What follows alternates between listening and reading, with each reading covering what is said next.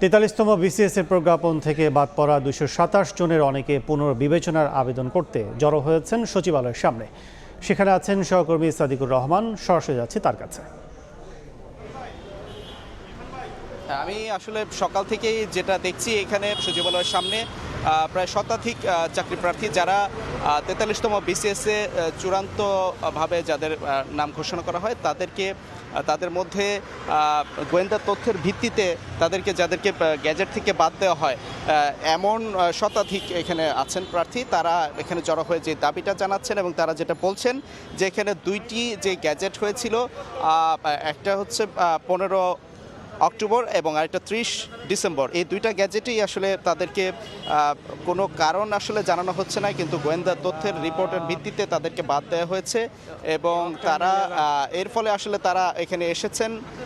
বিভিন্ন ক্যাডারেই আছেন, এখানে বিভিন্ন ক্যাডারে তারা আসলে ক্যাডারের প্রার্থীরা এখানে আছেন। তারা বলছেন যে তাদেরকে পুনরায় যেন তাদেরকে বিবেচনা করা হয় সেই বিষয়টি আবেদন করতে বলা হয়েছিল জনপ্রশাসন মন্ত্রণালয় থেকে। তারা আজকে এসেছেন এবং আবেদন করেছেন অনেকে, এবং অনেকে অপেক্ষমান আছেন, আবেদন করবেন। এবং তারা যেটা দাবি জানাচ্ছেন, তাদেরকে যে কারণ ছাড়াই তাদেরকে যে বাদ দেওয়া হয়েছে, কোনো কারণ জানানো ছাড়া যে কী জন্য বাদ দেওয়া হয়েছে সেটা তারা জানতে চান। আসলে তাদের দাবি হচ্ছে যে